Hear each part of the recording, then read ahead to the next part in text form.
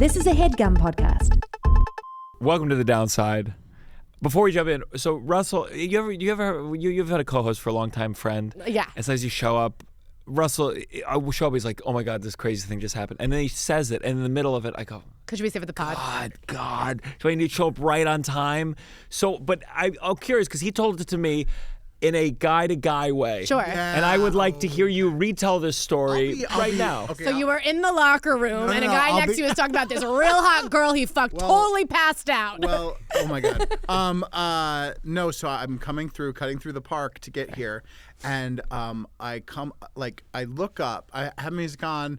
I'm in that thing. I just got coffee. I'm running to get here, and I look up, and just beautiful woman sitting on a bench, with a boob, like, just out. She breastfeeding? Well, it took me way too You see how long. quick your mind went to It took it. me way too long to realize that, of course there's going to be a child coming up. But I was like, I saw and I was like, oh my God.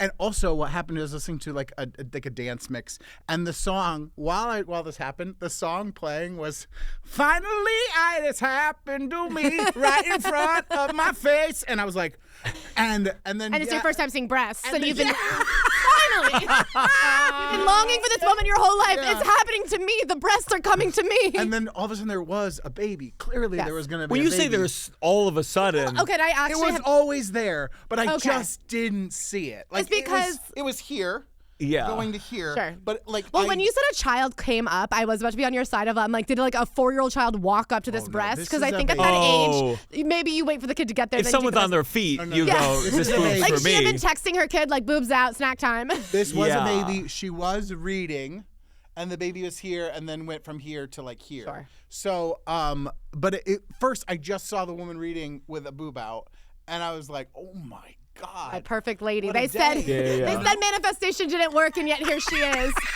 If we did like a and slutty. psychology checklist of like, what did you notice in this picture? Yeah. And it'd be like, boob out, Boob and then out. what else? The was a other boob witch. in. Other boob in. And then at the end, it's like, oh, baby, there's a baby, there's a Can child. I say something to your credit? Boob out, book up.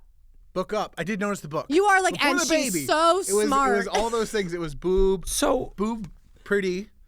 but hold up, book here. Like here. Okay, and so boobs out. Where's the In the other arm. Like In the other- this. And it just was backed away, and then it came in. You But know? she's feet. I'm When with I feed you. a baby, the feet are here and the head's here. You're wearing it like a seatbelt. Yeah. Can you feed a baby in reverse, feet out? That would be like if you had twins and you had to. I mean, I don't actually know. I didn't see. I did not clock the legs. I know that there was a book this way, legless baby. and a boob out. Or it Legless could have been this way too. But like, there was a baby not feeding and then feeding. Yes. Okay. This boob nearest to the book. I now it's getting like I'm in court. Yeah. And like, Was he a redhead? Did he have a I beard? could not swear on the Bible which boob it was. I just know there was a. This is boob why you can't trust eyewitness testimony. This was 10 minutes ago. And you don't know There which was a big boob. black guy Wait, wait, wait. breastfeeding. I don't know. Okay, no. I'm gonna sit in the seat where she was. Okay. Yes, if I'm sitting in the seat where she was, it was left hand with the book, and this boob was out. Yes, so I did it right. Okay. Yeah. And baby in this arm. And baby was in this arm. Yes. You're Okay, right. great. Yes, yeah. And what was the commentary even from you, a man? I said, I hope you jerked off in the bathroom. turned around so you didn't see, and just blocked, just in case. Can I That's say what. that's actually wrong? As a strong male ally, you have to say, and I looked like it was normal because it was a desexualized breast. So I looked upon the baby feeding and I said, how fed is best. Mm-hmm. And because this is a desexualized breast, I will look upon this lady like nothing's happening and even ask her about her book. That's exactly what I Because did. women are more than mothers. I don't think I if a knew she- woman's boob is out, if I said, hey, what are you Not reading? talk to her, yeah. What are you looking at? But a true male ally could pull it off. What if the book was which way to hold your baby while breastfeeding? She's like, oh, other way. This Yeah, is the IKEA manual.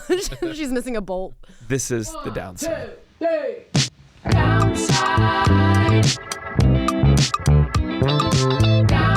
You're listening to The Downside The Downside. with Gianmarco Soresi.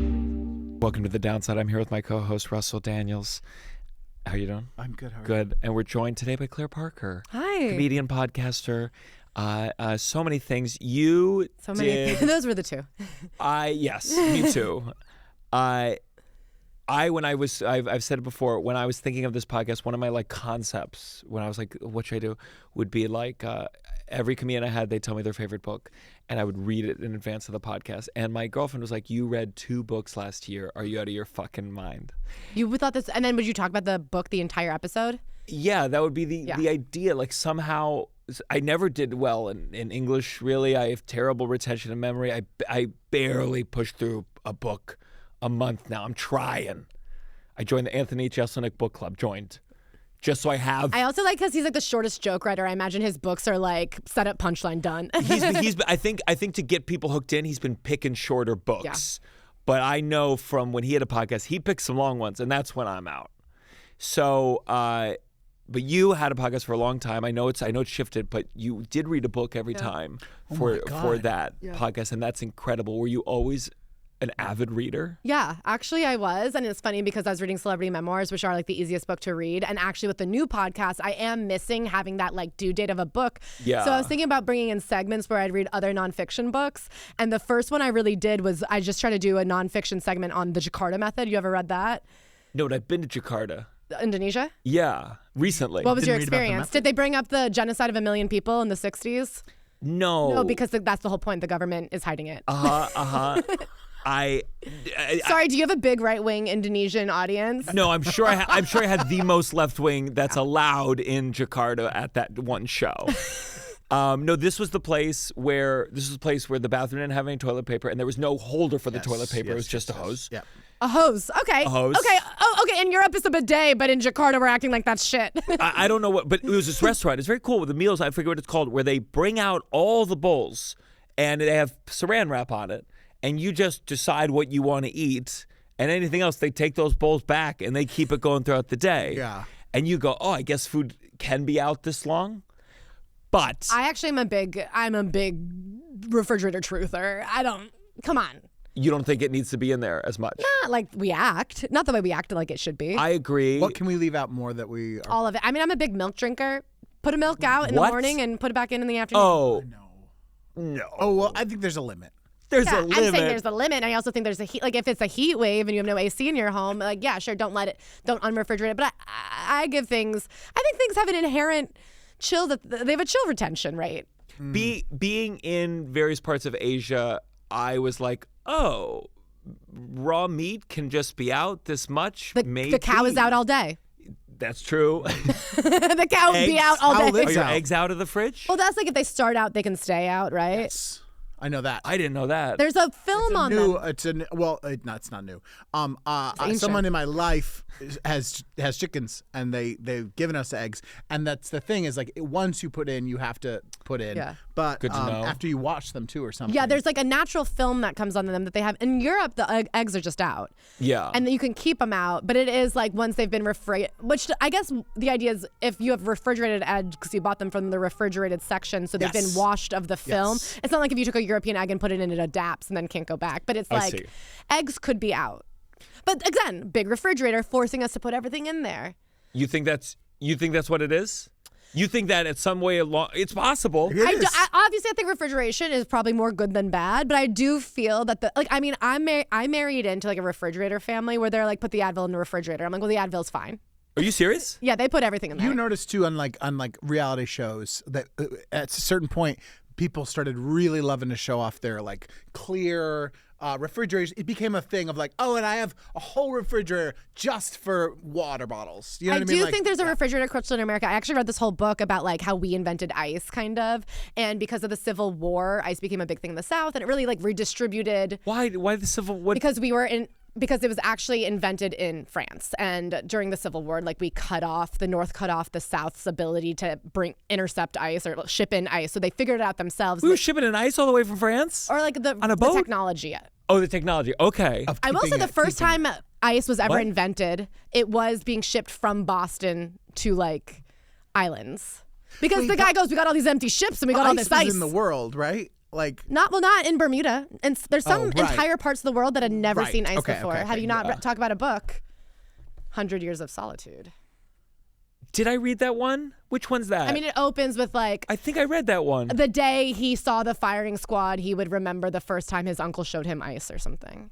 It's a big first sentence. It's very possible I read it. I forgot the whole.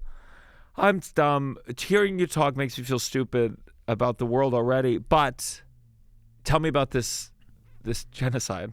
Oh my God. Okay, so basically this book, The Jakarta Method, it's about how like during the Cold War they came up with this, there was the Jakarta axiom, which meant that like if you were a third world country, which I did not know, third world, you started out positive.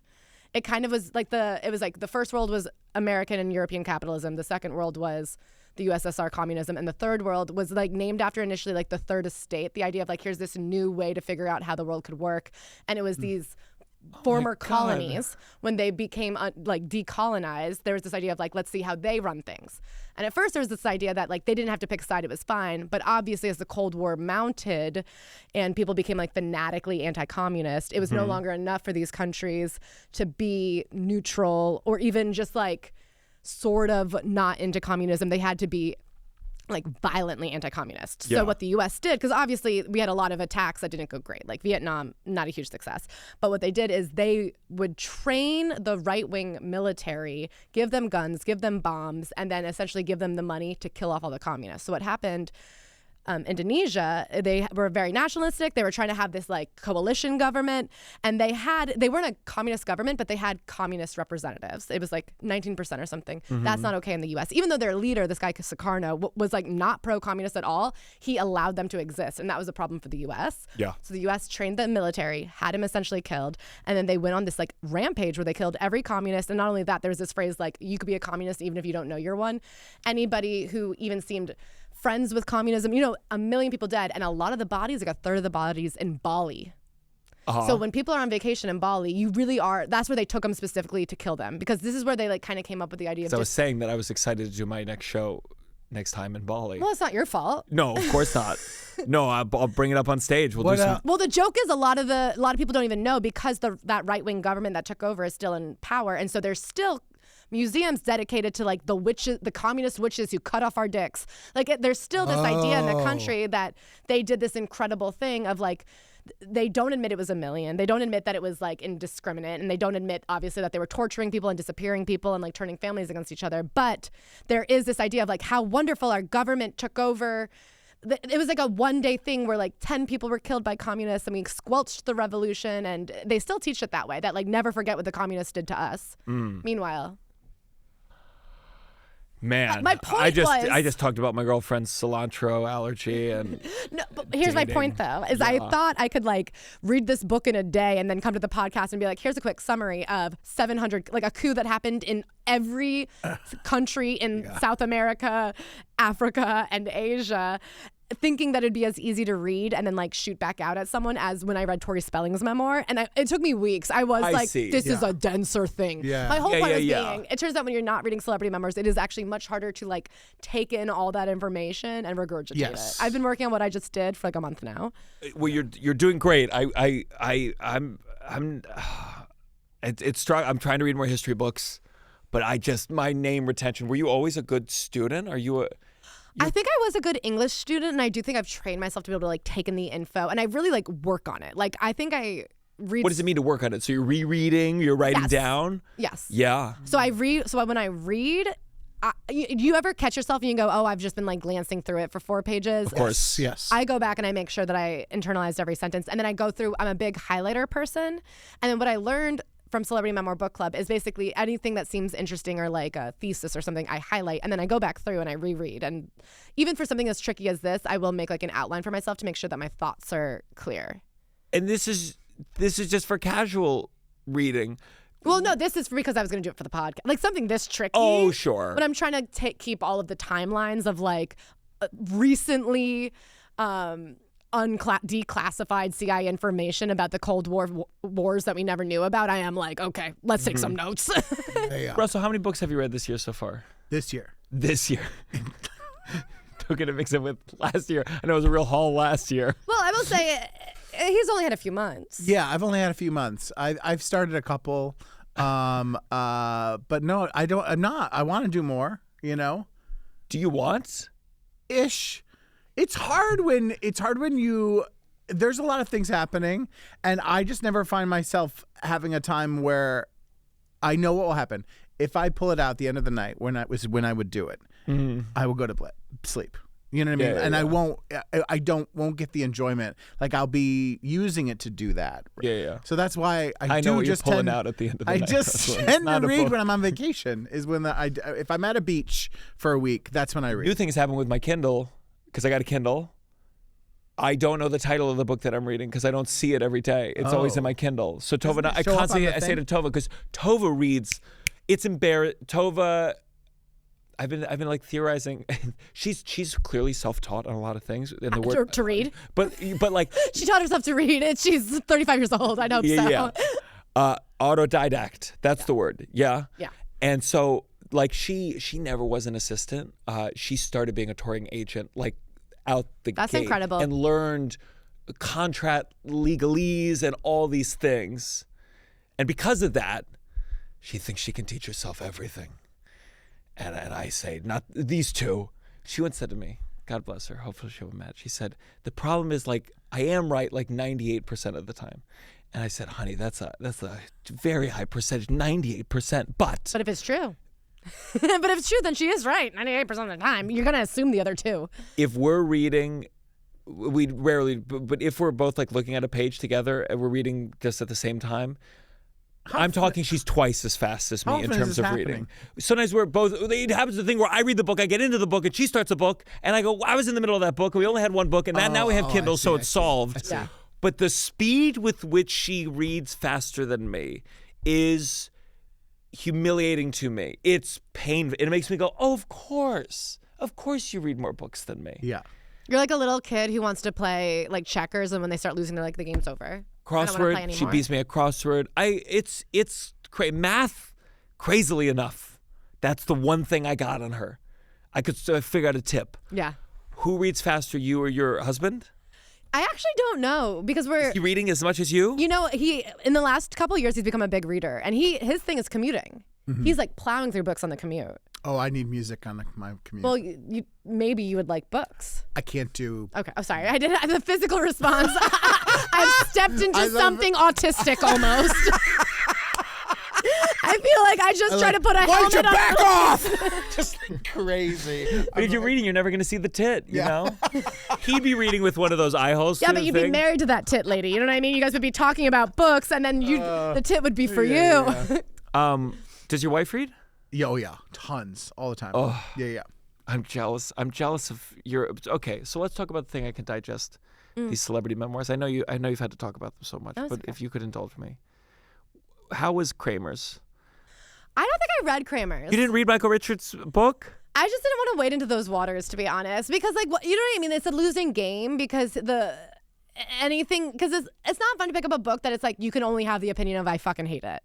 Right? You assumed it was going to be I hate it. Well, you have to think about our audience. Yeah. And like at the end of the day, you know what I mean? I'm not going to old Seinfeld diehards who are like, give the man a break. Like I am on TikTok and my audience is mostly leftist women in cities. Like what am I, you know what I mean? I'm not going to be like, I personally forgive him. Like Sure. What's the most fun one you've ever read? Or the best. Like the if you're problem is what's fun. Like the horrible ones have given a lot of laughs, and then the good ones are obviously never fun. Like I'm glad my mom died is not a fun book. I wanted Russell to read. You didn't read that one, right? Yeah. Good. I've heard it's great. Yeah, I begged it. My favorite bit was because I've always wanted to be a child star, and I would turn to Tovah and I'd be. It's too late. I know. The way you phrase it, I've always wanted. Can I say something? But I have. Can I say my something? wants aren't bound by the physics You of time. can want to be a child next star, life. and that's why you have a child, and then you make them the child star, and then you live vicariously. Thank you, and that's what this book showed me. Yeah. And my bit was, as I was reading it, even when I was at the very end, I'd turn to Tovah and I'd say, I haven't gotten to the part where her mom did anything wrong yet. Because God, it's such a I have that book. too though. When I hear about momagers, I go, think about how fucking successful I'd be if just my mom had any goddamn ambition. I know. My dad, he took me to an audition for Oklahoma, a community theater production, Oklahoma once, and it was far away. And then afterwards, I was like, I hope I get it. And he's like, oh, we're never going back there. And I was like, oh no, that's not the whole thing with me. It'd be When I rehearsals. wanted to be a child star, because I grew up in Hoboken, New Jersey, which is beyond being the birthplace of clavicular, shout out. I did not know that. Yes, I know. Anyway, beyond that, I was obviously very near New York, and I remember telling my mom once I wanted to be a Disney kid, and I remember she claims she didn't say this, but she said, no, you're too big. She said they don't want people like you. They want little people. Like I had a best friend who was very tiny and like went through puberty late, and I went through puberty very early. I was like tallest girl in my class. She said they want smaller people. You're too big. Did she clarify height when she said that? Can I tell you? Remember, my mom told me. And also, we have to be careful tapping on the table. I always forget. No, it's that tap was actually everybody. an emphasis of the joke. It was the sound of resignation. Thank you, Ro, for sponsoring The Downside. Women, they can sense confidence in the bedroom. Ro, it lets you let go of that worrying about your erection. Rose Sparks are a 2-in-1 prescription treatment for guys who want harder and more controlled erections. They hit the bloodstream fast because they dissolve under the tongue. And getting hard fast means, guess what? There's less waiting to perform. After Rose Sparks dissolve, they work in 15 minutes on average. Plus, Rose Sparks dual action formula stays active in the system for up to 36 hours. No! You don't stay hard that whole time. But when you get aroused, you're able to get and maintain an erection. Ro connects guys with a medical provider 100% online, and if approved, treatment ships directly to their door. If prescribed, new sexual health patients get $15 off their first order of Sparks on a recurring plan. connect with a provider at ro.co/downside to find out if prescription Rose Sparks are right for you. That's ro.co/downside for $15 off your first order. Sparks is a compounded drug product. Compounded drugs are permitted to be prescribed under federal law, but are not FDA approved and do not undergo FDA safety, effectiveness, or manufacturing review. For full safety information, go to ro.co/safety-info. So my mom tells me this story, and I don't remember it all, but she had like eating stuff. She was, I think she was bulimic before I was born. And it's the one thing she credits my dad, who's very problematic, of helping her with. She tells me this story that when I was 4, she was on the Stairmaster, and she had we always had a Stairmaster, and she was on it and was complaining or just saying like she didn't get to do enough. And I started crying, and I said, you're always complaining about your weight, or you're always complaining about like you don't do Stairmaster enough. And I was 4, and like something about it like I absorbed. And I don't know. I mean, is this your natural physique? Is she so proud that you're so skinny, or is this something that you worked really hard to maintain? I worked really hard. I think she was like worried about she never like said like she wanted me to be more physical in general. And I was like a lazy kid. A thinker. Yeah, a gamer. But like it was a thing of like, I went to a doctor once. I mean, this is how unathletic I was. They thought like something must be wrong with my muscle development. And it was like, first they thought, do I have Marfan's because I'm tall? And they thought maybe, and you know, I do I forget what it's called, hypermobile or whatever. Yeah, elastic. Yeah, and then I went to a doctor, and it was like, well, they were like, we could test out his muscles. We'd have to like shave some of the muscle, and I had never gone surgery before, so I was like, absolutely. I started crying. I said, absolutely not. But that it was more that. Yeah. So I don't think. But who knows? I am very neurotic about it. I don't know if I got it. It's secondhand from her own. She definitely always talks about I never get to work out enough, and I'm sure I took some of that because I say the same thing. You know, so not to bring up clavicular, but we just did a whole segment on him on my podcast, and something. Tell people who, just because hopefully some of you don't know. I'm sorry. Can I say I love that for your audience. Clavicular is somebody who has broken containment from the looksmaxxing community. And you've seen him.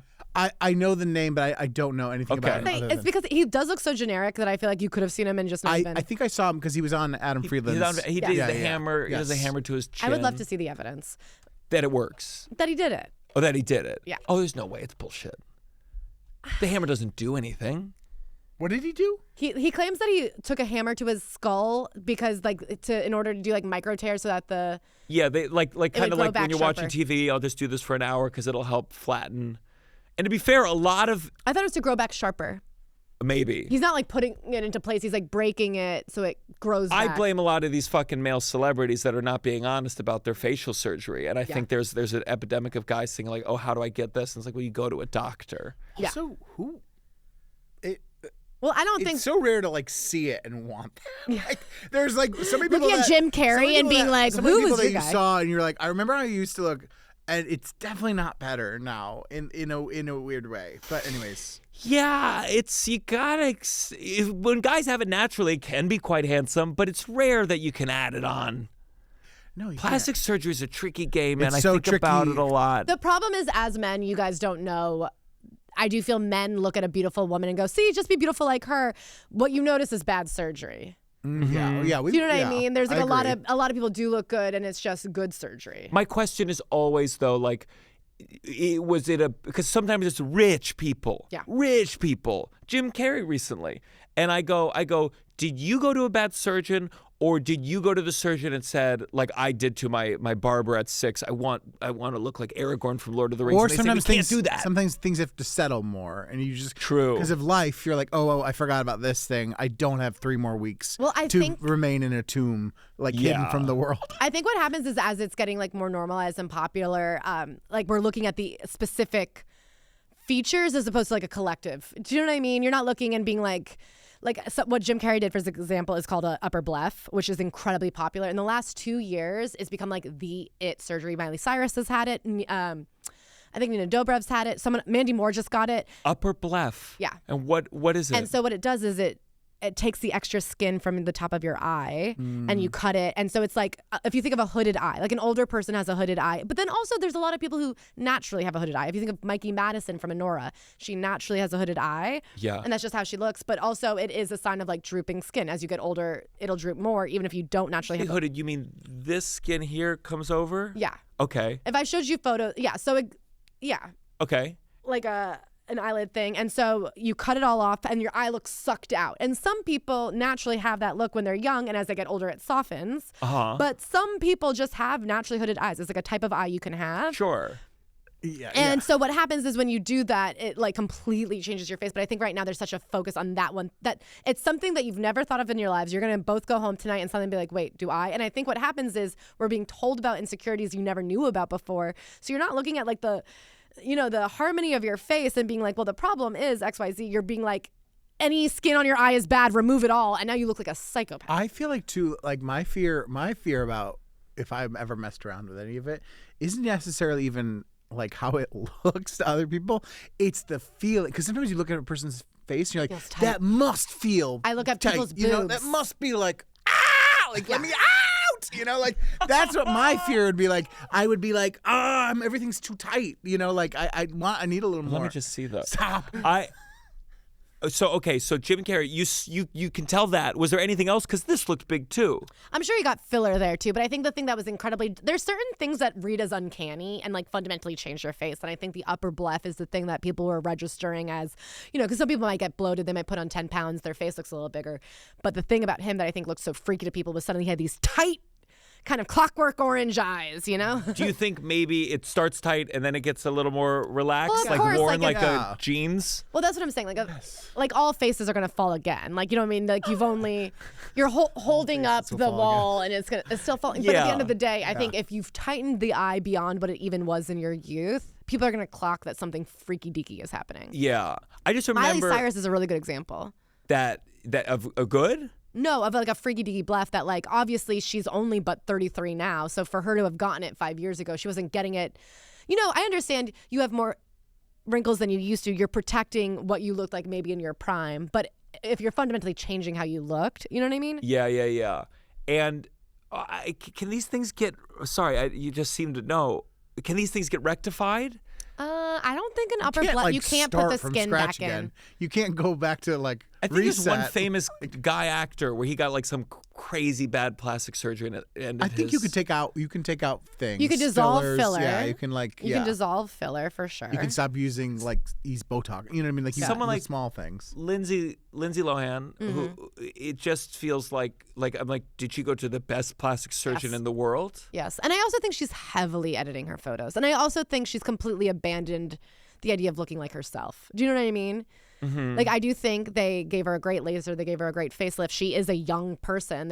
And she's How old is she? I guess she is she can't even Our age. she's not even 40. Oh gosh, I just think of her life. Yeah. Exactly. But so I feel like, you take a woman who was meant to be beautiful, who is still young, and she looks like a beautiful person that's a different person now. But I don't know that if she had an identical twin who just lived a healthier, happier life, if you saw them side by side, you go, whoa, what'd she do there?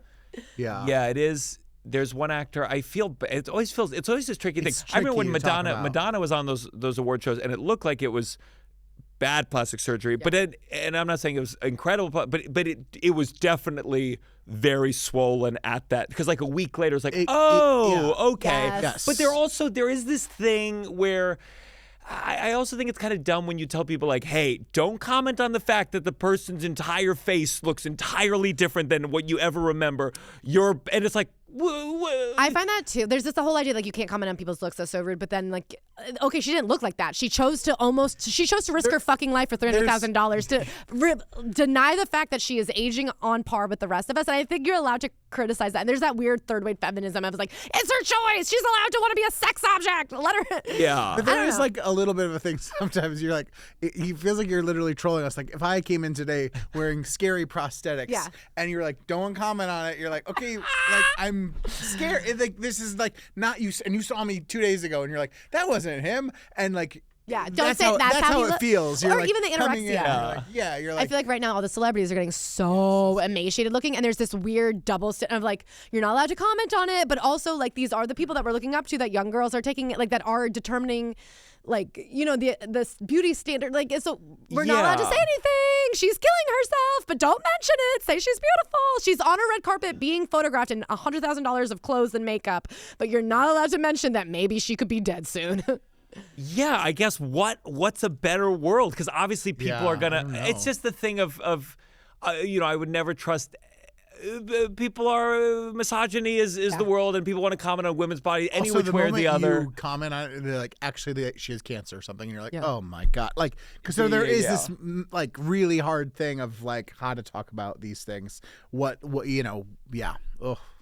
Yeah, you're on a red carpet. You're like, either everyone has cancer right now. What is Everyone in in Hollywood has LA? cancer. The microplastics, Not and the Ozempic, vaping. it's cancer. Yeah, I don't know how people.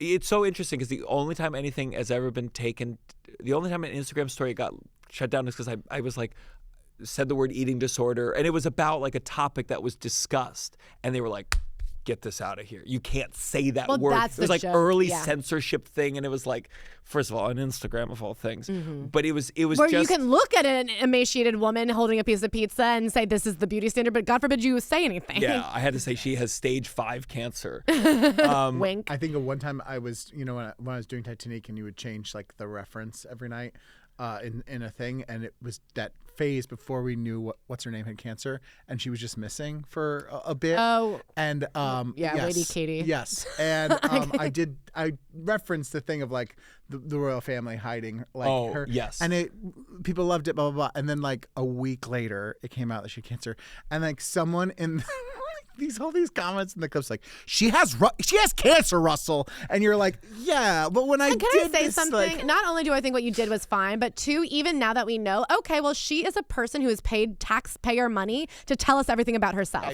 Like, I'm sorry, I watched all those princes die in their car. They're always in the front seat of a car, comatose, dead. And why you can't just not tell us where she is for 6 months? Okay, I'm sorry, that's part of the gig. That's why her kids won't ever have to have a job. yeah. Like, you know what happened to there me? is a trade-off. Yeah. We did Chandler Bing's memoir. What's his name? Oh yeah, Matthew Perry. Matthew Perry, and we found him to be such a narcissistic asshole. Sure. Because he is, and his book was insane. He was. And it was so funny because we did that, and then a year later he died, and people were finding the old TikToks being like, why would you say this about a dead person?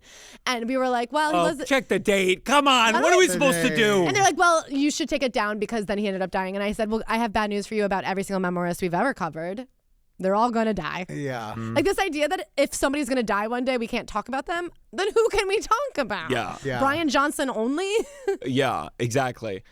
Didn't Matthew Perry in his book, he took a swipe at Keanu Reeves. Keanu Reeves or something. Yes. And people were like, what the fuck? It was so weird. I mean, he took a swipe at the gas station guy down. He goes, the guy running the gas station?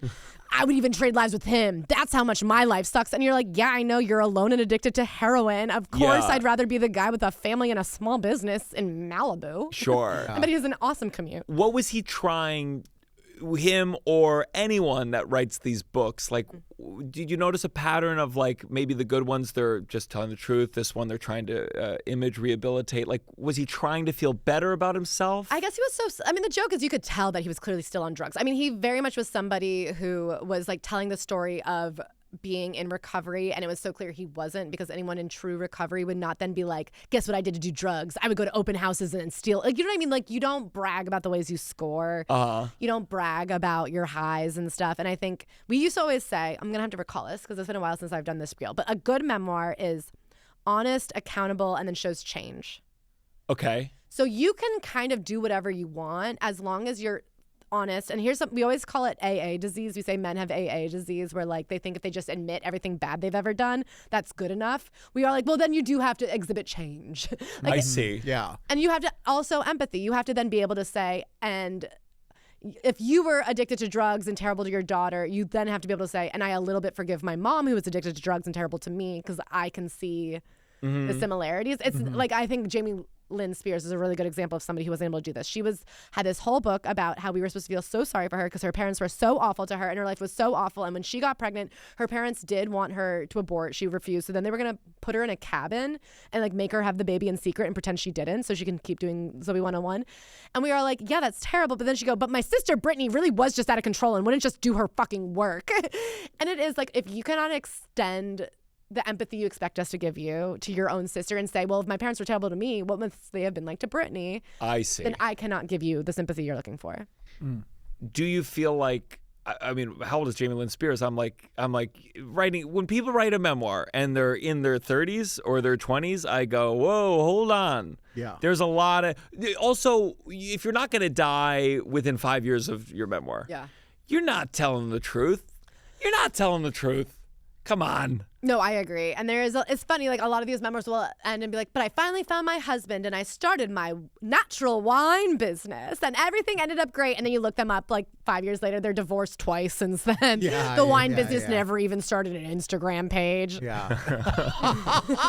I don't think I knew that about Jamie Lynn. Yeah. Were you? I don't think I knew she was on Zoe 101. She was Zoe. I didn't know anything about You her. don't know anything about Zoe 101? Yeah, I know her and Brittany. Yeah. Were you like during the Free Britney saga? Were you? Well, you know, our first podcast was a Free Britney We're not a free. It was called Hold On 1 Second. We're talking about Britney Spears. And it was a Britney podcast that predated the Free Britney movement. Wow. And what did it cover? What was? Kind of nothing. Basically, what happened is me and Ashley had met in like August of that year. I think at a Halloween party that year, we were like, did you know, like, there's no Britney Spears podcast? And it was very much the time of like, everyone's got to have a podcast. And we're like, well, what do we talk about? And then we go, well, here's a hole in the market. And we started this podcast. And it's so funny. There's all these Britney podcasts popped up right after us. And I think it's because we'd invite all these people to be guests. And then I think they would look at our podcast and go, oh, is there not a good Britney podcast out there? We have people that are like on Red. Hey, would you be a guest sometimes? You can tell they read it. We can see that they viewed our stories, and then 3 weeks later, I'm launching a Britney podcast. Like they really was like, you can make money doing this shit. Nobody couldn't. The Britney thing, the conservatorship was so interesting. Before Free Britney happened, I was in some UCB writing class, and I remember there was a girl that was really, like, every kind of sketch she pitched or wrote was kind of related to Britney. And it's like she treated that class like that was her opportunity to talk about Britney. And it was the first time I ever heard about it, that she was in a conservatorship. Sure. And I was like, oh, that's really interesting. And she would get kind of in trouble in the UCB class because it's like all she could talk about. And then like a year later when it was a big deal and everyone was talking about it, I was like, I wonder what happened to that girl, because she was really ahead of her time. She was talking about it all that's the why time. we actually, ironically, we stopped the Britney podcast when the conservatorship news came to light, because You're pro-conservatorship. After this podcast, we concluded she needs some help. She needs some guidance. no, but it was, you know, the news was broken by two comedians who also had a Britney podcast in LA. Yeah, Babs. And I don't know, because we kind of were like, we looked at them. I think it's been long enough that I guess we openly talk shit. They were dead right, and I guess what they did ultimately help free Britney by changing public opinion.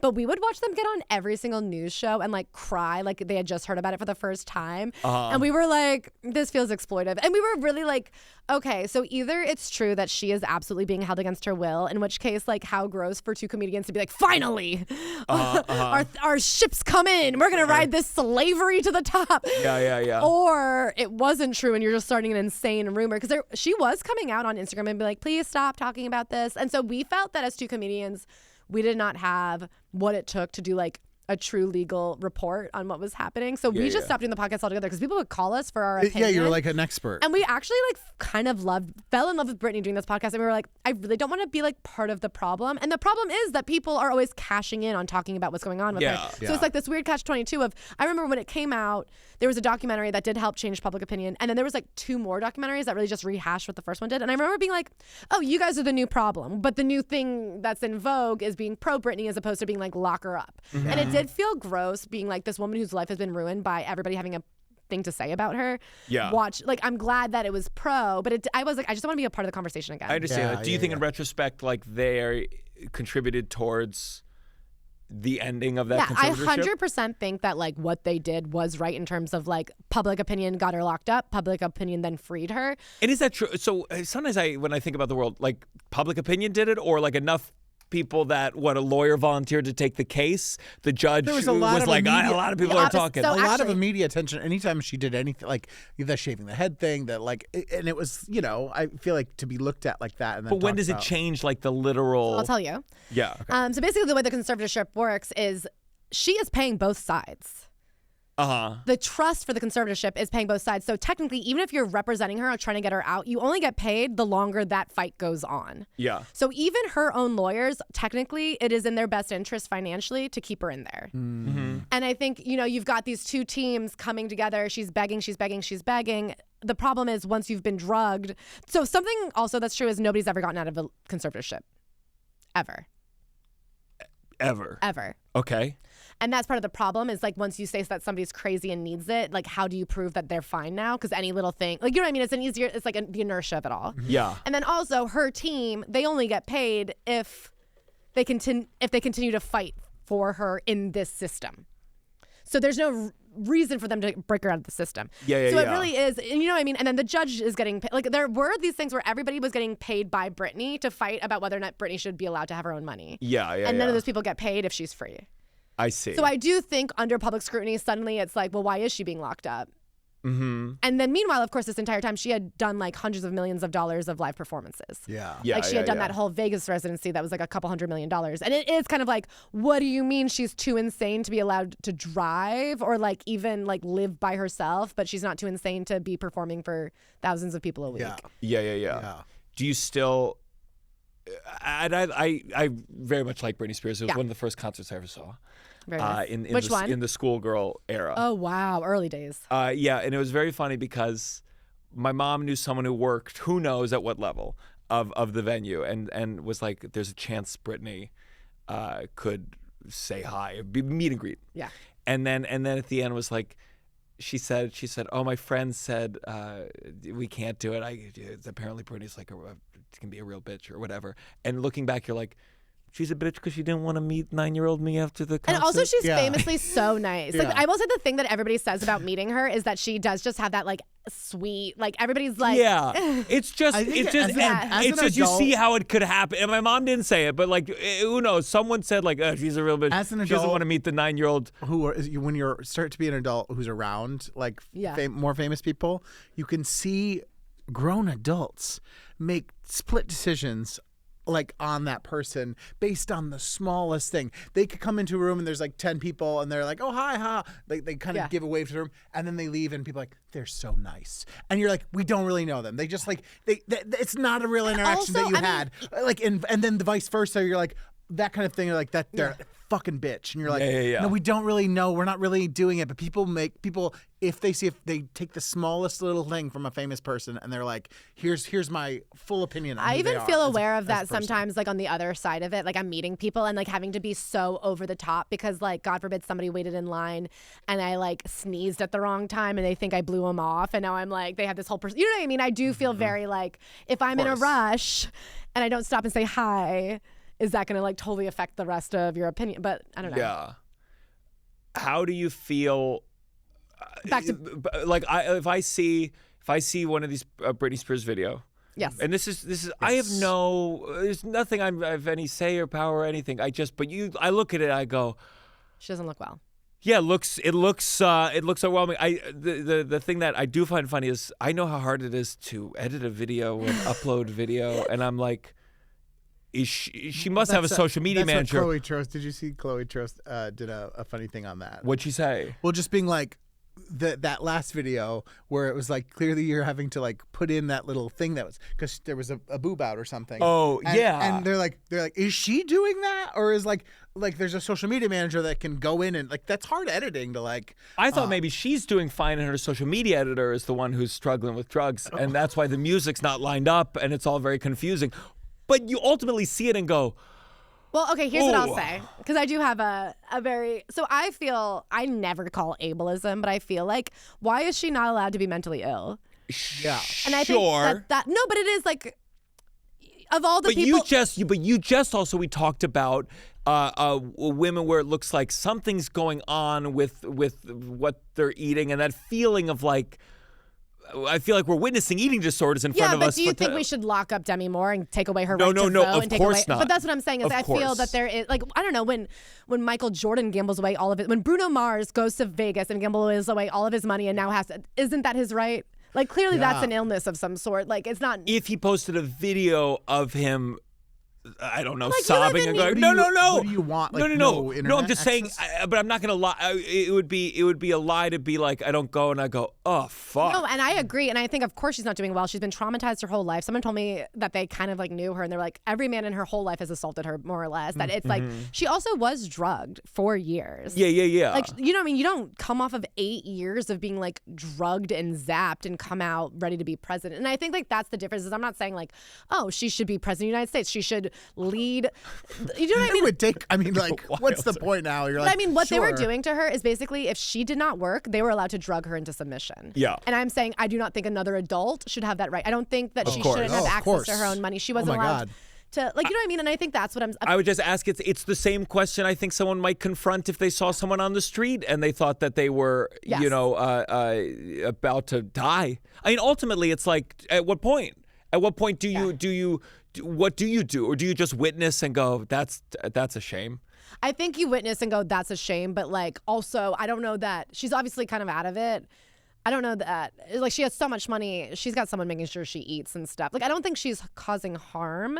Sure. But, you know, her dad was on her payroll and getting all of the money and like all, you know what I mean? Everybody was making money off of it. I think it is her right to now get to like quietly be like, all I want to do is go to Hawaii and do my little dances. And we used to say she lived in like a Marriott. Like everything is beige and Yeah. you know what I mean? Yeah. But like as is her right. Yeah. Because the thing they used to lord over her is that they would hold her children against her. They'd say, you're not allowed to see your children unless you make this amount of money for us, which they're all siphoning off of. And then if you don't do it, we'll like throw you in this, not the slammer, but like we'll 5150 you and put you on drugs until you can't fight anymore. And like, that's not right. No. Of course. It's just. Why it's, did you want that? No, I'm That's. Gianmarco's over here saying euthanize her. he's like, he just said that to me Put off Brittany mic. down. He started a movement. He said she reminds me of a Oh my horse that can't God. run. I make her glue. And I can't believe you would say that on mic. No, I think that's a really good point. I think it certainly is a good point about like all those other people who have like just self-destructive behaviors, and it's just this one's I didn't know very about the Michael visual Jordan in front thing of you. till like last week.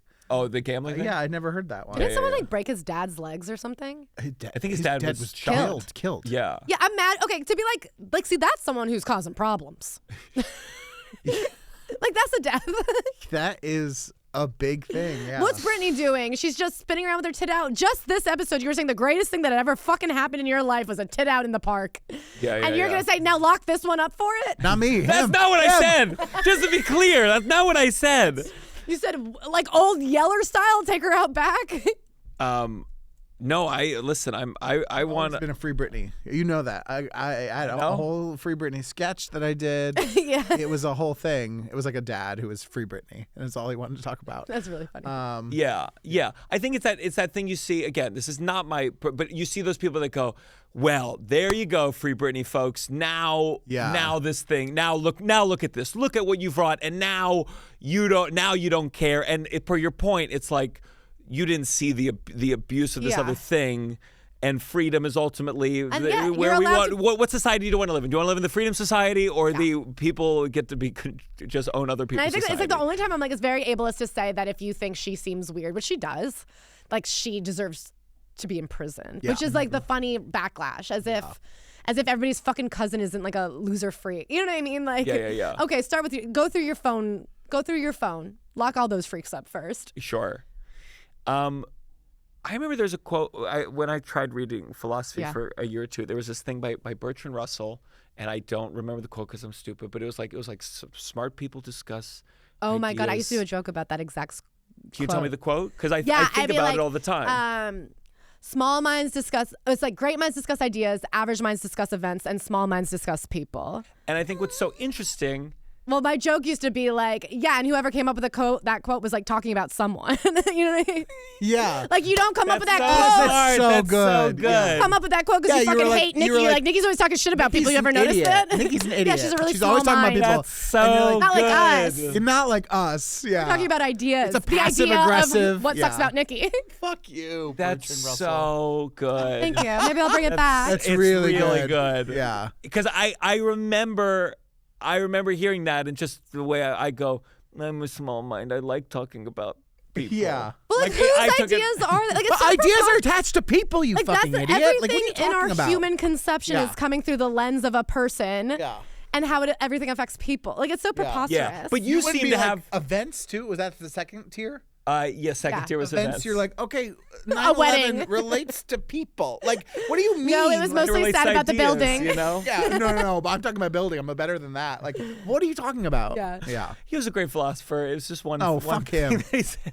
Fuck you. But that's like a big Tumblr. Yeah. yeah, but I think it's like, it's interesting just hearing you talk about Jakarta. Like there is a thought of the brain rot of taking in so much info. It clearly seems like you're just able to take in so much info, but how there's people that like, and me too, where sometimes you go, God, is this a waste of my brain space, or do we just get focused on these little things and we ignore bigger things like Israel and Palestine because people are so worked My about. lucky thing is I'm like, it's my job. When people go, why do you even care? I get to go, well, it's quite literally my business. So I do pay rent with knowing about Britney's conservatorship. And so that's like my lucky out. You know what I mean? Yeah. No, but I feel like something I can't stand is when people, I know, like whatever's going on with Nancy Guthrie right now. Everyone's like, isn't it interesting that everyone's obsessed with that, right? When the Epstein files come out. And I am like, is that the media, or is that just like the media responding to the fact that it's really hard to conceptualize what it is that like all the leaders of this nation were all child pedophiles who hung out and did have like a lizard club? Or is it easier just to be like, God, I hope we find that grandma? You know what I mean? Like, Yeah.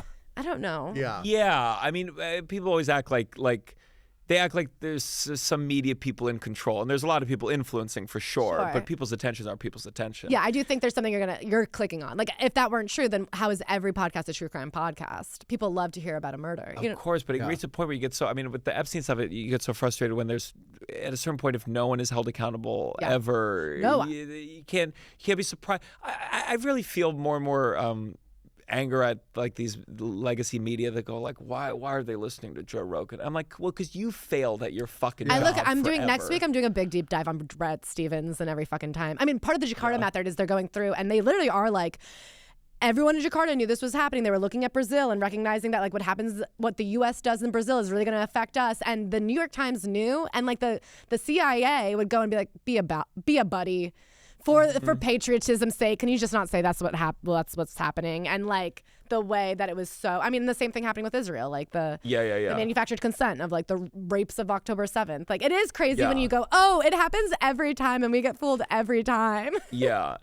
Yeah, but then everything becomes fractured, and then we're taking it from individuals, and it becomes very overwhelming, and you can't expect any human being.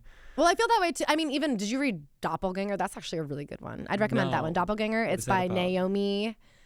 It's tricky because the whole point is that there's a Naomi Wolf, and then there's a second Naomi, which is this one whose name I'm blanking on. But basically, she really tries to look at how this like mirror world we feel like we live in, where we're looking at the other side and going, but those aren't the facts, but those aren't like the do your own research of you're like, well, what and it's the problem is like there's always that grain of truth. Like when people reject vaccines, it is like, well, we do have a medical system that's absolutely failed people, both on the like economic sides of things, and then also like you look at like the way Black people were used to test out diseases. Like why would they then let somebody stab them again? It's like, so there is this problem of like when you have these giant, like, how do you rectify that? And it is like, the problem is in order for these to be held accountable, you have to always be able to admit your faults while maintaining trust. And we've just gone beyond it. Like, because now we have the Donald Trump of it all of like, just never admit that you've been wrong ever. Of course. And it seems like everybody's adopting that. Nobody can ever, because if you give an inch, then this, the anti-vax people are there to take the mile. Especially the mendacity of the Trump folks is that most of them are participating in traditional medicine. Not all of them, but most of them are getting these vaccines. Or they're benefiting. Literally, their bodies are trusting the system while they speak against it. And you're like, that's just... Well, I never got polio. Yeah, buddy. Yeah. Why would I give my kid the polio vaccine? I've never gotten polio. Trump could have gotten that vaccine on TV. And that shot, like some people did, and it would have swayed a lot of people into, I don't know, we're broken. I watched your special. Oh my God. This morning on the treadmill in Equinox. Listen. I listen more than I watch. That's fine. I feel like that's how I do. I mean, I got into podcasts to hide my... It's been so fucked, I feel, the experience of a comedian who was like, well, where do ugly people go? And they're like, comedy. And then you got into comedy and they're like, well, that's clip culture now. And you go, well, what if I hide on a podcast? They go, that's clips too. It'll all do a circle back to people just want radio again. Everything's doing... We had this exact conversation. We were talking at the Wall Street Journal today about this, exactly about being like, well, podcasts were radio, but on the internet. And now it's like, Pete Davidson with his union-free talk show. Netflix, that they've invented. A podcast that's visual with no audio. Like eventually they'll be like, it's like a podcast, but it's audio only this time. And catch me on it next week. Are you really? No. But manifest, Manifest. And next to me, a woman with a breast out. No baby. But it is that thing where where it's like, podcast is a talk show, and now we got cameras, and then one day it goes, all right, do we want to go to the next level or be a non-union, whatever the fuck? It's just a response to being so bored with the old framework that's so safe and blah blah blah, and you're like, oh, we want authenticity again. That's all people are seeking is authenticity and blah blah blah. I think radio's revival will be it being live. I think I'm trying to figure out this like late night type thing, and I'm doing it like I know, and it's like we're calling it the Tomorrow Morning Show, but the concept being at my headlining shows on a Friday, I tell these jokes that are topical that I have writers and me too, and then we release it the next day, and it's just like for my mind I go, how can I get it as close? Because I go on Twitter and I go, these are the funniest jokes right now, I believe they can be performed.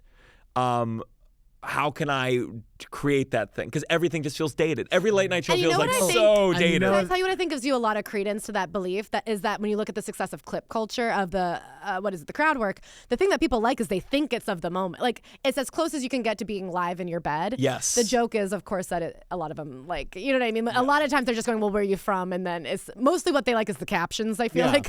Yeah. But it is that feeling. And I think that's like that's where you go, well, audio, you can do it even faster. Like speed ultimately gets you back to a different, easier medium, I think. Yeah. So we'll do that soon. But the clips oh my God, and I helped. Can't wait to be a guest on it. Thank you so much. Yeah. I mean, but we tried Amazon's, what was it called again? Oh God. God. Amp. Do you remember Amp?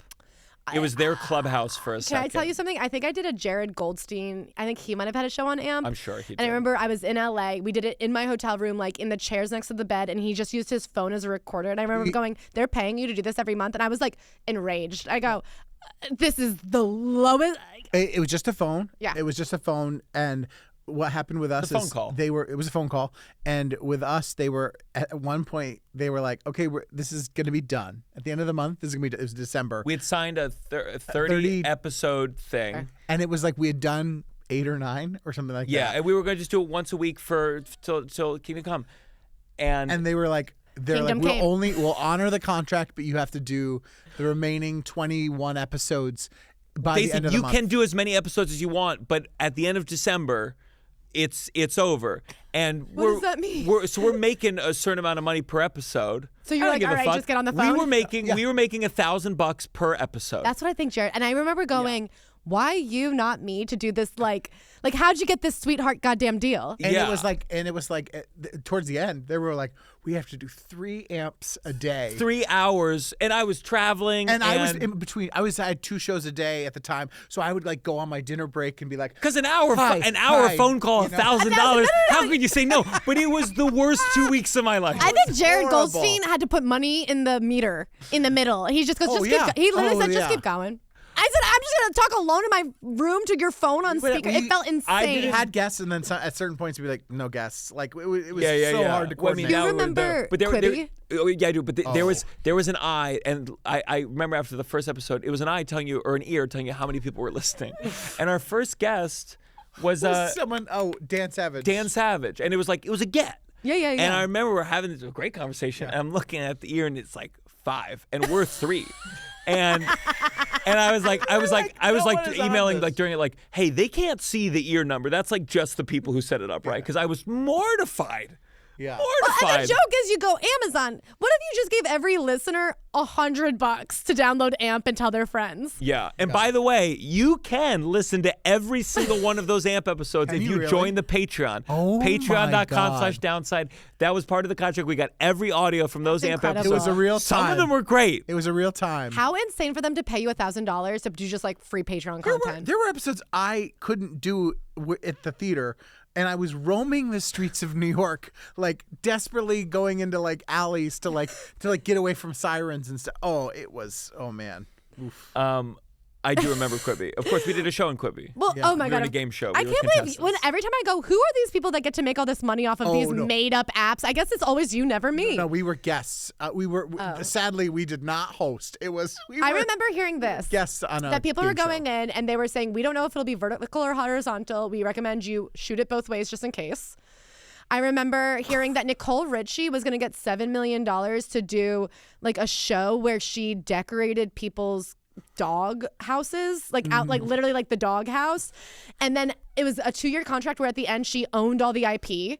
And I remember, hearing these stories, and I remember people were going in and being like, so what the CEO said is that they think everybody in the world's a stupid fucking piece of shit and this is just a goddamn game to them. And they're like pissing in their faces being like, well, you idiots will watch anything. Do you remember what they said, why it failed? What did they say? They said it was the pandemic. Nobody was watching short form content. Oh my God. And it's one of those things that clearly a billionaire, as it was true, like came up with and never spent time with someone and was like, oh, they're on their phones while they watch a thing. Well, can I They tell you don't want something? to take The away their quotes- phones while they watch. The people who were in charge of this was like the former CEO of Disney, like the former CEO of History.com, and they were literally coming out and saying, well, we would never watch this garbage. We don't know what people like. They like garbage. So we don't, like they were saying things like, well, of course we wouldn't download the app. We're smart. It's like the McDonald's CEO eating the Yeah, burger, exactly. but for entertainment. They watch and be like, Doghouse. Yeah. Nicole Richie. I love this. Like, and it's just something you're like, yeah, I guess like you do kind of have to have an idea of what people want. Like you can't absolutely be taking a shit on your audience and expect them to make you $1 billion. You can't just launch a brand new format and think it's just like it's gonna work. These things evolve and they take time. YouTube didn't just establish itself. Someone on the email thread has to go, hey, this sounds pretty good. Like you can't just be like, these stupid idiots will watch anything Nicole Richie does. Throw a dog in there. Can we get a seal to clap? $5 million will make it all back in a day. Before we go into our next segment, one thing you did talk about a lot in your special was kids, having a kid, possibly having a kid. And I was watching. I told Tovah, I said, if I die, We have to talk about possible kids, all these things. Yeah. I said, if I die, you can take my sperm, because she has her eggs frozen. Sure. And she said, it probably would be easier that way. To just if I wasn't alive. Oh, to have a child without you. Yeah. Does she have your sperm on ice? No, I just said if I die. Well, you should put it on ice if you're going to do that. Okay, I'll do it tonight. Yeah, because you don't expect to die. Yeah. I don't. Well, that's why I brought it up, because I haven't been sleeping, and if I get a bad night's sleep, I go, honey, let's make the plans. I'm like, what's the show? She has instructions, what to do with all the old material. Oh, God. Well, me and Ashley, if one of us died, I'm like, the other one would have to, just financially, figure out how to turn that into content. Of course. You're hosting this show still. The Downside. The Downside with Living it. Gianmarco Soresi. Yeah. And every day. Can you call it The Downside without Gianmarco Soresi? Oh, that's funny. That's funny. Yeah. Nice joke. It's going to be way more popular. Where you in the special? I don't think. Did you conclude with what you want? Or you want a kid? I mean, because I think that's my next special, is wrestling with the question, as is our want to do. Well, it's so funny because it's hard until there's a baby in your hands. Because I mean, even in the special, I joke, I'm like, who knows? Could I? For him, it's hard when a baby's. Do you already have a baby? No, but you were gonna you're gonna marry that breasted woman. Yeah, the woman with the breast. Yeah, it's my second wife. Yeah. No, he's not having a baby. Concurrent. No babies. I'm on the fence, but I love. Yes, I actually loved your hot take. You went on one of the great hot takes. I appreciate the subway take. Yeah. But do you know what happened recently? Someone gave you their baby, and you were like, "I'm actually busy right now." Someone made a video as a woman being like, "This guy has a real point," and I was like, "Oh," I shared on my stories. People were like, "Wow, sharing a pro-life influencer's video," and I was like, "I didn't know. I just like babies." She liked my That's video. nice. There's a fine line between liking babies and hating women.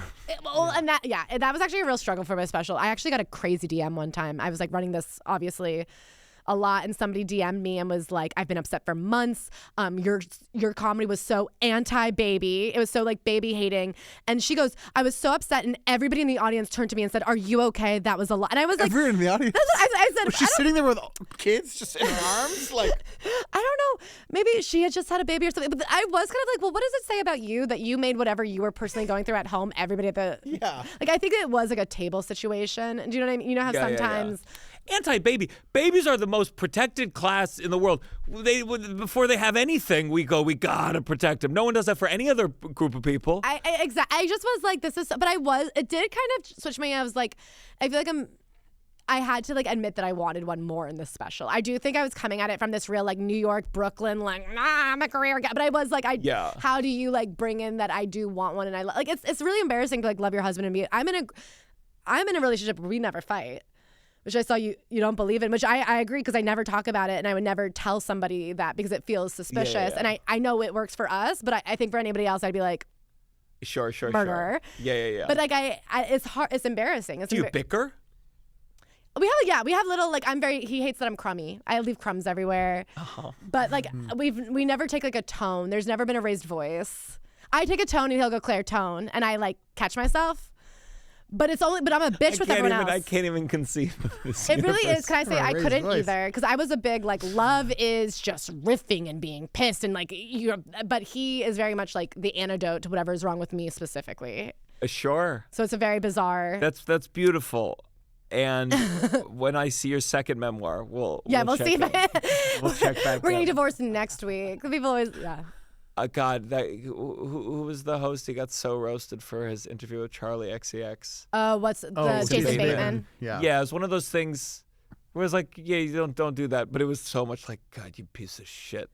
You remember what happened? Yeah, he basically where Charlie XCX was I don't want kids. And he was well, maybe we meet the right guy. He was I'm married. And it's one of those, I guess, microaggressions. I guess there is this weird thing happening right now, though, where online content is very anti-baby. It's a lot of women being I'm going to be honest with you. I want to kill myself every day. I've lost my sense of self. I'm stretched out in every hole, not even more than you'd think, more than the obvious ones. Yeah. And they're there is this thing, the Ali Wong great dam break of you can be honest about how much it sucks. And now every woman's like, if I could go back, I'd change everything.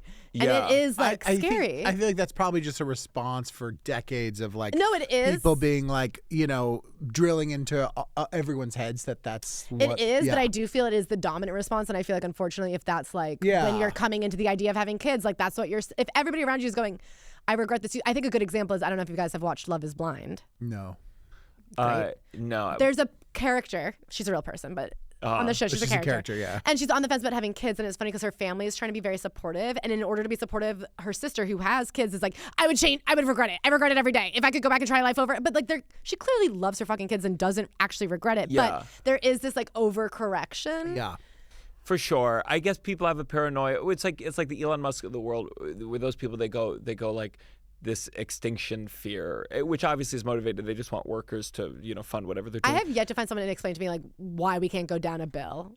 Yeah.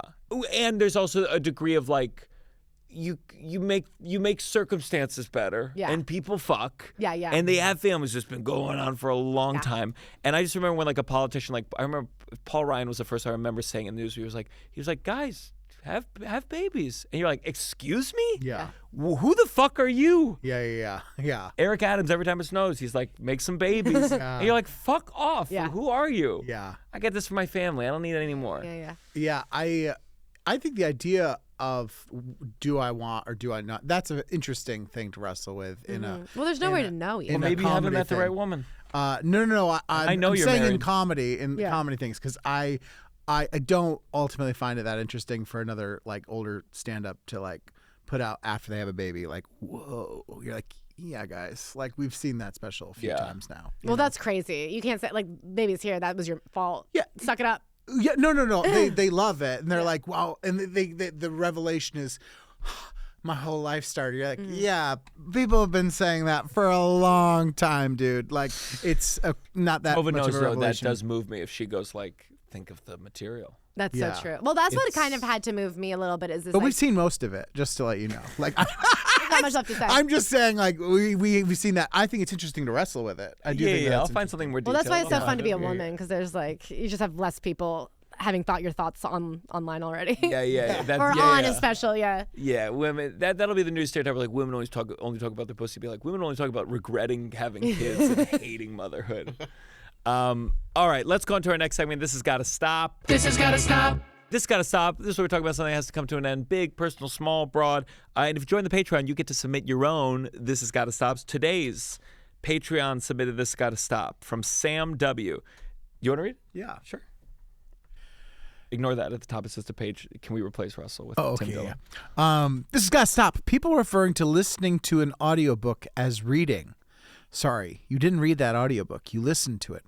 Words mean things, and reading and listening are two different things. There's no value judgment here. They're just different things.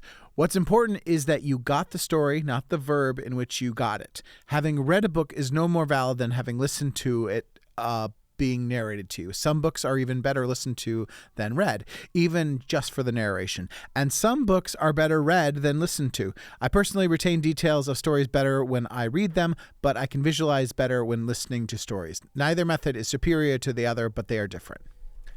I agree. I think people tend to do that thing where they say, I read this, sorry, I listened to, and they apologize for it. Yeah. No need to I guess the apologize. thing is, I'm on threads with some of the worst people in the world, and like they get so fucking righteous on there. I always say some of the most illiterate people on earth are on book talk right now. Like, I will say this is a real thing because they're listening to porn nonstop, and they're like, I'll flip this fucking table if you don't say I read 100 books last year. Like the people, I will say the problem is I do think people online get really in their trench about it. Oh, Yeah. Yeah, I think, but I saw something on Twitter today where the other horrible people are, but it was I'm about there too. You and me both. Yeah, The last one standing.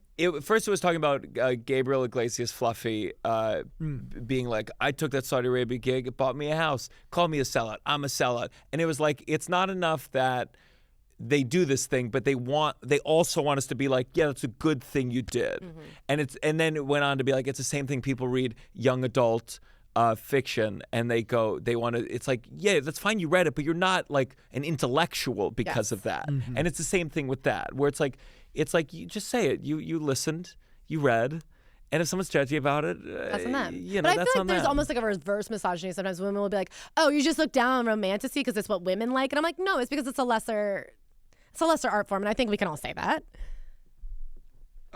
Tovah and I talk about this sometimes. Sure. With there's some reality TV where she goes like, "You just don't want to watch this because it's a misogynist thing." That it's like I consider it like consider it women TV, Yeah. and I go, no, I consider it garbage. Yeah.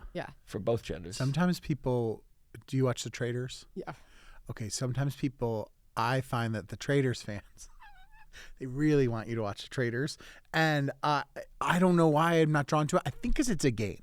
I don't love games, and I find them to be very peer pressure to watch that show specifically right now. And I'm sure Tovah's right, and Tovah, as you were saying, there's nuances in relationships that I don't appreciate. But she thinks that I'm not watching it because it's a gender thing, and I go, that's not what it is. Yeah, you're allowed to not like it. But I feel like I fell out of love of reality. I went when I was in middle school, and I'm not trying to be a jerk, but like I did the Joe Millionaire, I did the Temptation Island. You were on those shows? He was on those shows. I was on Average them. Joe. I could see Remember you on. Average Do you remember Joe? do you remember Kid World or whatever, Kid Nation? No. It was a reality show where they took a bunch of kids and let them like create a society. I could Lord of the really see. Flies? Yeah, but it was more pioneer style. Oh, okay, But there was like a okay. sheriff. Yeah. And they had to like Oh, that's fucked up. a nation. I Nation. I think could see you on that. that sounds great. I'd love to do it. I'm free. I was on Real Housewives of New York. I've been in it. Yeah. Oh, I remember that. Yeah. But I think the moment I stopped trusting that it was real, I just went, it's all bullshit. I don't trust the editing. They're not in love. They're not staying married. Like something broke. You wanted early Real on. Housewives. I and these are all wanted Real single women. Housewives. You wanted early Real Housewives, not Yeah. current Real Housewives. But I also think it's fine. But I think like where I take umbrage is when people are like, and it's just as good as Succession. I'm like, I think we have to bring back actually guilty pleasures. We have to say some things Yeah. I like to watch, You just but know it's when not you're high in a different art. mood for different Yeah. things. You know, sometimes you want I that. just think we have to bring back quality judgments. Yeah. Yes. It's also that you're like, especially with a lot of reality, you're like, oh, I can put this on and do other Yes. things. Whereas like, I'm not going to watch Succession. Or, you know, you're like, I'm going to watch it. Yeah. Russell, do you have this got to stop? Yeah. I think we can stop evolving. I hate this little tab. I hate this little tab on the things. No one who is drinking this like this. Like this. I get it. They're trying to design this so we won't use straws. I often bring my own straw, but I think this little tab, I hate picking it. I hate putting that in there like that. And I just feel like just go back to the simple one. I probably uses less plastic to just do that little hole we just punch through. That's all we need. I don't think we need to keep evolving these lids for coffees like this. I think we had it. It was good. And I'm certainly never going to sip out of this like that. No one's drinking their coffee that way, out of an iced coffee. So that's mine. Good. We've analyzed every aspect of the coffee experience. Yeah. For you just gotta stop. So we'll put together a full video of it. It'll be the lowest viewed video of the Downside's history. People hate when I talk about coffee. I know, it's fun. My this gotta stop. Hotel goodie bags. You'll check into a hotel. You pay $300 for the hotel. It's not even a nice hotel, but they, as like a treat, as like this is on us. They'll give you this see-through plastic bag, 2 water bottles, bag of chips, and maybe a mini M&Ms. And it's like I'm not gonna say thank you for that. That should you didn't give me anything. I gotta say, same for weddings. When they do that for weddings, I'm like, this is embarrassing. You're packing this, and they're like, and you always meet like an aunt that's like, I spent all morning packing those bags. And I you're disagree so much. You like those little bags? Of course, you get off for a long travel day. There's a bottle of water, a Coca-Cola, That and should M&Ms. be in my hotel room. Okay, You've given but me I a will task. say, if All you're you going to did a is, wedding, hey, here's your towels. Well, thanks. Okay, I'll carry it to the I room. agree I with the guess. hotel, but at a wedding, that's nice. What's in these goodie bags? It's usually a bottle of water, a thing of Advil, because like we're all gonna get so drunk, and then like a little thing of Cheez-Its, like the tiniest package of Cheez-Its. I think that's nice. That I think You don't it's like snacks? not like that. It's just a waste. It just doesn't really. I've always eaten all of mine. And it actually, historically, I have gotten in trouble for eating other people's. Once when my grandma did that for us for my grandfather's like 80th birthday, she gave my brother's girlfriend came and she was a day late and I ate all the snacks out of hers and I got in a lot of fucking trouble. Okay, I will give you 25% of the time. I'm like, pretty What's good. an object that would make Pretty it good. worth it? That you go, oh, I don't know. Like, I don't know. I mean, some merch, some wedding merch. No, not Oh, wedding but it's merch. nice to have. You don't get off a plane and you get into your hotel and you're like, oh, thank God, like a Snickers bar and a Diet Coke. If it was a full Snickers bar, Okay. that would be one If thing. it was, but you for give me, me you give me one mini Snickers and a mini Cheez-Its thing. I just think it's like a little thing. tell you, I'm gonna be super annoying here. You know what I'm gonna say? I don't give me an unhealthy snack. You know what I did in mine? That is Give me a super bag of annoying. baby carrots. You know what I did in mine? Give you Yeah. a bag of. Well, then you could just drink the water, swallow your spit. I mean, if we're worried about calories, this isn't the time. Here's what was in my wedding welcome bag. We did homemade cookies. We did my husband's from Canada, so we did a full bag of ketchup chips. We did Okay. a La Colombe. We did La This is a Colombe goodie water. bag. That's This a is what good thing. That's a goodie bag. I'm saying, okay, I guess I'm saying to I guess, many you know, of the like, weddings I've been to, it's Shittier been people like, than me. this is not. And then a welcome note, and I did because mine was in New York. I did places to go in New York. Okay, and this ideas. is a great bag, a thoughtful bag. I'm just We're saying. talking. I'm We're not talking running into these. I'm paper running into. bag, I'm water running into bottle. one mini water bottle and That one's half full. the smallest Cheez-It thing where it's none of the bagel Okay. chips are in there. It's it's like that kind of thing. And yeah. And Cheez-It, and none of them have a connection Yeah. to Cheez-Its. Yeah. And then I actually went to one where it was in Atlanta, and the groom's father worked for Coca-Cola, and they had custom little Coke cans with their names on. It was very cute. That's good. okay, Yeah. that's cute. Yeah. You're Okay, Yours sounded great. Okay, Yeah. we're No, I guess I genuinely enjoy it when I get to a hotel because the hotel minibar is so expensive, and sometimes when you're out of New York, you're miles from a snack, and you're like, oh, thank God, Cheez-Its and a Coke. This is just what I need to hold me over till dinner. But when I'm out of New York, I'm like, this is all going to be cheap to my detriment because everything basically is expensive now in But I the feel world. like But in my brain, I'm like, Yeah. I'm out of New York. What could this mini bar I'm be? sorry, show me a mini bar that's cheap. I don't care if you're in Jakarta. Yeah. $7 for that can The of mini Coke. bar is just propaganda about what happened, the 10 witches. Pro-capitalist propaganda. Do you have a this gotta stop? I absolutely do. What's yours? Encore culture. Tell me. I am having a problem where I am going to concerts and they are withholding greedy little people their number one hit ever. And I'm sorry, an encore to me in the French word means again, more, right? Again. I think if you get an encore is because you are a band that's played to the best of your abilities and your audience still wants more and they're willing to keep standing there and clapping and begging, and it's not a given. And it is something earned because that audience that night was so into it that you had to come out and find a deep cut for the diehards. Yeah. When you are doing a guaranteed encore that is literally just playing hide and seek, like a little object permanence with me, and you get off stage and you just make us sit around, and I want to go because a lot of times an hour has been enough, but I go, well, your number one song that everybody here fucking knows and came to hear specifically, you're holding me like a hostage. Yeah. I'd rather actually beat traffic or get onto the subway, but I know I have to do the one song that I know all the words to, so we're going to sit here and no one's happy and no one is fighting for it, and it's just a thing that you do for, I guess, your own ego. I went to a concert. The performer just walked off, dead silence. 2 minutes later, walked back, did their number one song. And then we got to go home. And it was just... Dead silence. Well, it was Can I say, it was like a concert my husband brought me to that was very, the saddest people. It was... What was it? It was the symphony. We can believe Was it Billy Lee? It was somebody Lee. It was somebody who's not on Spotify because they disagree with the politics. That kind of person. It's like a SoundCloud only, but it was sold out. And they were just up there. She was just up there with her guitar. It was very a Brooklyn crowd where everybody there was nodding in agreement to the songs. Uh-huh. But I mean, why did she just left and then came back? But I feel like a lot of concerts are yeah. and you I mean, know what that's going to be. even you know the nostal- 3 songs they're going to come yeah, back the and do. nostalgia bands where I'm like, well, we're all here because of that song you had in 2001. Here's an idea. If you have a TikTok hit, play it first. Get rid of the posers. Right? Don't you think if you're going to do an encore, it has to be by definition a deep cut because it's for people who want so much more of you. You had to figure something else out. I think I would like an encore, and I don't see a lot of concerts, so my opinion isn't as strong, but I think it would be nice for an encore to be a redoing of a song. Give me that hit that we came there for and do it again. And Yeah, we're because like, we all oh, sang fuck around. yeah. Like a literal encore. Is that not fun? No. If Lady Gaga, because Lady Gaga did, I saw Lady Gaga. It's the one concert I went to last year. It was a great concert, and did a very predictable encore.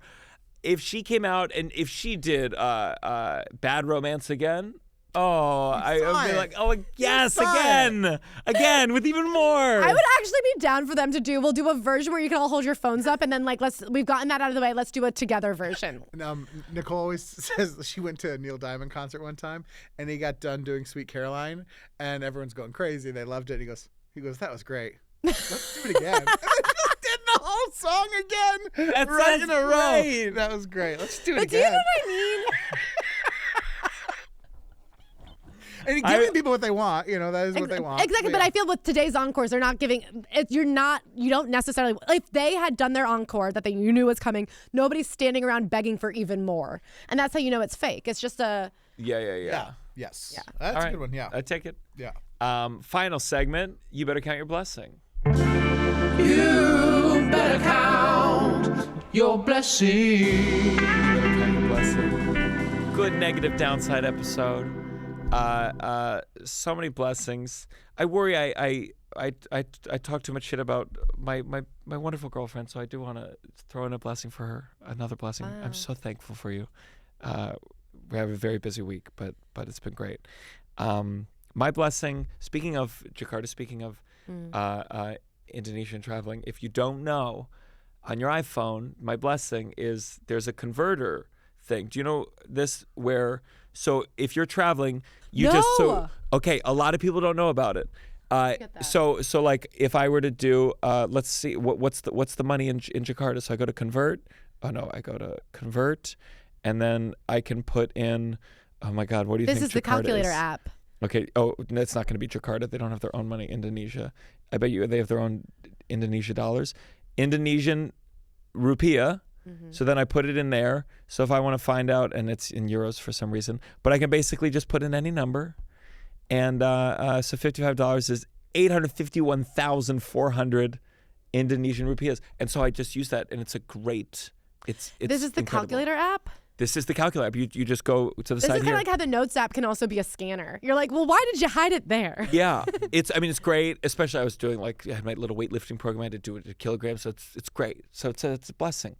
And Tim Cook, I hope you enjoyed the Melania movie, but you also do some good things. So thank you. Do you have a blessing? Shout out to Tim Cook. Shout out to Tim Cook. Yes, my blessing. Yeah, I guess I should have been thinking one. Oh, I got one. The barista. Did you pick? God damn it! This cup. Wait, no, this is a good one. The The lids really snap. The barista at the coffee shop nearby here. I don't go there that much. We've only come here a few times, but they remembered me from the other day, and they didn't try to push the signing up for their deals thing. And so they were about to, and then they're like, "Oh, you were here the other day. You weren't interested." And I was like, "Oh, thank you." And it was nice, Wouldn't it be funny? This clip, the boss saw it and fired them because they were like, "You gotta be pushing this deal." Gotta be pushing this deal. That is nice. Yeah.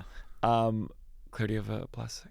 I do. The thing I'm grateful for is not having put too much effort into physical maintenance in my 20s. I really do think this is for the women in your 20s. I do believe, as somebody who was famously, Claire Parker's 32, I'm now actually 33. I want to say I think you can be as hot, if not hotter, in your 30s and your 20s. The difference is you do have to put a little bit of effort in now. And I think the thing is, in your 20s, rest on your goddamn laurels. Right now, people are getting Botox preventatively. They're doing their hair. Like, just be naive and stupid looking. That's the thing men are attracted to anyway, because I have to go dye my hair frequently now. I just feel like there's a lot of upkeep. I've started getting like Russian manicures, which is 2 hours a month, which sounds like not a lot, but it does take a lot of fucking time. Yeah. And then once they grow, you're like kind of locked into your own fingers in this way. Anyway, my point is, I used to be blonde. I stopped dyeing my hair in my 20s because I was like, I don't want to waste all this time. And now that I'm graying and having to dye it, you don't have to, but I choose to. I am like, thank God I didn't spend all this time also dyeing it in my 20s. There's going to be a point, like all the preventative for fun shit, it's going to become necessary one day if you're a vain person. Don't do it before you have to, because that's time and money you can't get back. And you're just doing it for farts right now. And I think, like, live your life, because eventually you will be in that chair pretty often and it's going to suck. It feels different when you're doing it because you have to. Sure. And it's been changing. I mean, like, Tovah tells me sometimes with TikTok, there's something about where younger people are starting to look older now because they're doing so much stuff earlier. So that's really nice advice. Yeah. It is, yeah. where can people find you and your special? My special is Claire Parker's 22. It's on YouTube. I've ever heard of it. You have a special on YouTube now? I do have a special on YouTube as well, Thief of Joy. Thank you. Yes, I need more plugging than his needs, but. And then I have a podcast called Good Noticings, anywhere you get your podcasts, and I'm Claire the Scare on Instagram and TikTok and everything. And that's where you can find me on the internet. And any big book recommendation right now? You know what I'm fighting through? Brothers Karamazov or whatever. I tried to read that once. Can I say what my trick has been is, first of all, one of the trickiest things about it is Russian nicknames are preposterous. Everybody has 7 nicknames, and it's just like any letter from your name you get to make into a nickname. But it's actually so contemporary and well written and like personality driven that I've found if you just like give in and read, I can tell the characters apart by like their dialogue more than their names. Like he is such a true writer of character that I feel like I know these people and they feel like people I know in real life, and I feel like they're so distinct and real to me that I've given up on learning their names, but I can tell the difference. So I feel like I want to make a version of Russian novels where it's like for stupid people, it's like we use the first name every time. Yeah, exactly. Like that's the translation. Can I say? And in a way, I'm like, isn't that a translation of sorts? Because in America, we don't fuck like that. No. I mean, I felt with Chekhov plays will be that thing. And you're like, who is this? But that's their third name.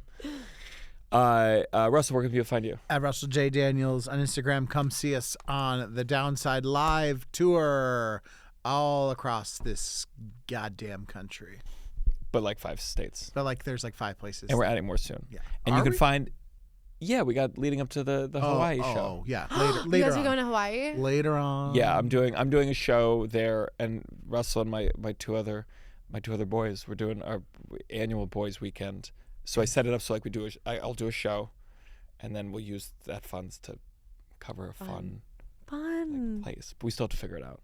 I'm nervous because normally we spend it all inside, and we do drugs, get drunk, and just hang. Yeah. But if we're in Hawaii, we got to go to the beach. Yeah. You're gonna be in charge of like beach day. You're a beach guy. I could be the beach every day we're there. One day. One day. It's Hawaii. One day. We have to have what one else are you indoor doing helping day. the indigenous people when they're day in Hawaii. One indoor day. And Douglas cooks and we have your indoor day here. Indoor night. Well, like, I want to see a fire show. Yeah, we'll go out. We're going to go out. That's outside. You can't do that Hawaii. indoors. Specifically, you can't have a fire show indoors. What are you talking about? Okay. What do you guys do at a live show?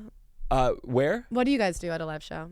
Should I ask off mic? No, I appreciate you asking that. No, we started with a little bit of some stand-up, and then Russell joins me. We used to do a bit where I taught him like how to do crowd work. I have a new thing I want to pitch you. I think I want to write you a set, and we develop it over the course of these shows. Mm-hmm. And then we do our This Gotta Stop's audience submit their own. Sometimes we have a big song and dance thing we're working on for the end. Segments with the audience.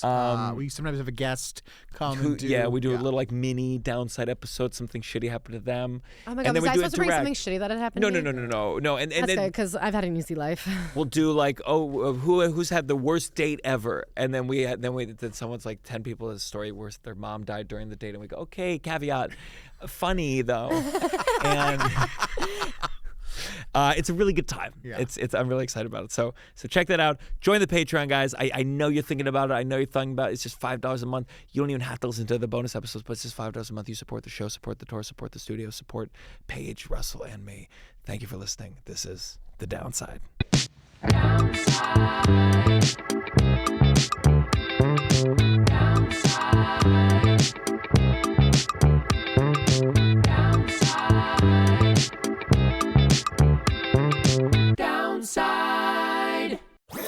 That was a Headgum podcast.